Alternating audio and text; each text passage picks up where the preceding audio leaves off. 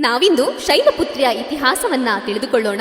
ಹಿಂದೆ ದಕ್ಷ ಪ್ರಜಾಪತಿ ಎಂಬ ರಾಜನಿದ್ದ. ಅವನ ಮಗಳೇ ಸತೀದೇವಿ ತನ್ನ ತಂದೆಯ ಆಸೆಗೆ ವಿರುದ್ಧವಾಗಿ ಶಿವನನ್ನ ಪ್ರೀತಿಸಿ ಮದುವೆ ಮಾಡಿಕೊಳ್ಳುತ್ತಾರೆ. ಮುಂದೊಂದು ದಿನ ದಕ್ಷನ ಅರಮನೆಯಲ್ಲಿ ಯಾಗವೊಂದನ್ನು ಆಯೋಜಿಸಲಾಗುತ್ತದೆ.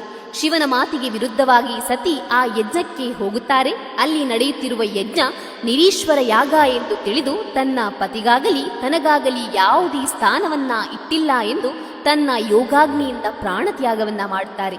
ಆ ದುಃಖದಲ್ಲಿ ಮಹಾಶಿವ ಘೋರ ತಪಸ್ಸನ್ನ ಮಾಡಲು ಶುರು ಮಾಡುತ್ತಾರೆ. ಆ ಹೊತ್ತಲ್ಲಿ ತಾರಕಾಸುರ ಎಂಬ ರಾಕ್ಷಸನು ಬ್ರಹ್ಮನ ಕುರಿತು ತಪಸ್ಸನ್ನು ಮಾಡಿ ನನಗೆ ಶಿವನ ಮಗನಿಂದ ಮಾತ್ರವೇ ನನ್ನ ವಧೆಯಾಗಬೇಕೆಂಬ ವರವನ್ನ ಪಡೆಯುತ್ತಾನೆ. ಅದೇ ಸಂದರ್ಭದಲ್ಲಿ ಪರ್ವತರಾಜ ಹಾಗೂ ಅವರ ಪತ್ನಿ ಮೈನಾವತಿ ತಮಗೆ ಸಂತಾನ ಬೇಕೆಂದು ದೇವಿಯನ್ನ ಆರಾಧಿಸುತ್ತಾರೆ. ಸತೀದೇವಿ ಮುಂದೆ ಪರ್ವತರಾಜನ ಮಗಳಾಗಿ ಪಾರ್ವತಿಯಾಗಿ ಹುಟ್ಟಿ ಬರುತ್ತಾಳೆ.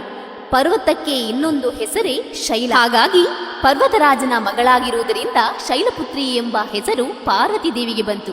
ನವದುರ್ಗೆಯ ಮೊದಲ ರೂಪವೇ ಶೈಲಪುತ್ರಿ.